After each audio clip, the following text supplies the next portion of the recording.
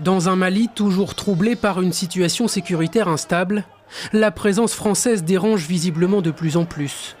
Dans une vidéo publiée ce jeudi sur les réseaux sociaux, le célèbre chanteur Salif Keïta interpelle le président malien, son grand frère comme il l'appelle, en accusant directement Paris de soutenir le terrorisme. Tu sais pertinemment que c'est la France qui poste des gens pour tuer les Maliens. C'est la France qui paie des gens pour faire ça.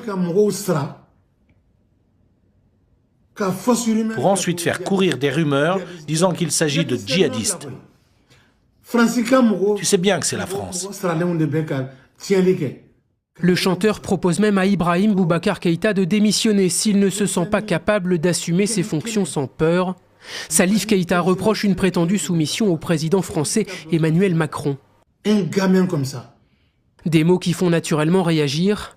Dans un communiqué publié sur Facebook, l'ambassade de France au Mali les condamne.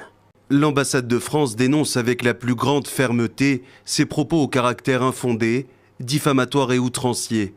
À l'instar des nombreuses autres rumeurs ayant libre cours au Mali, de tels discours font le jeu de ceux qui cherchent à semer la discorde et entretenir le chaos. Pour le moment, silence radio du côté des autorités maliennes, mais une chose en tout cas semble sûre, un certain sentiment anti-français se renforce dans le pays. Après des manifestations organisées par la société civile ces dernières semaines, hier, au cours d'un rassemblement de l'opposition, les revendications étaient on ne peut plus claires à Bamako. Que la force Barkhane quitte ce pays. Nous sommes fatigués. Ils ont tué tous nos hommes et nos maisons sont vides. Des attaques qui ne concernent pas uniquement la France, mais la MINUSMA, la mission de l'ONU également, quand dans le même temps, d'étranges appels à destination de Moscou sont observés dans ces mêmes manifestations.